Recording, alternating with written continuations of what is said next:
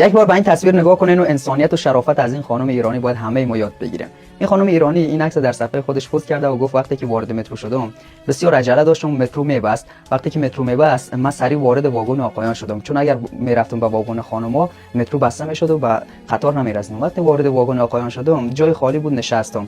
وقتی که نشسته بودم که احساس کردم که یک چیز روی شانه‌ام است. بعد که برگشتم دیدم که این برادر ما در روی شانه من خوابیده بود. بعد میگه که یک چند تا از مردای دیگه با سر و صدا اومدن بیدارش کنم. من گفتم که بذارید که بخوابه، من اصلا مشکلی ندارم و گذاشتم بخوابه. وقتی که به مقصد خودم رسیدم که در متروی شهر ری بود، با این برادر گفتم که برادر بیدار شوین که من باید برم پیاده شوم. و این برادر بیدار شد و معذرت خواهی کرد و از ما بسیار زیاد شرمنده شده بود. خلاصه بعد میگه کل مترو بر من دست زدن و بسیار احساس خوبی گرفتم. ببینید که چقدر چه این خانم چه این افرادی که در اون مترو حضور داشتن چقدر انسان‌های مهربانی بودن که این برادر البته هموطن ما بوده و این خانم هم ایرانی بودن.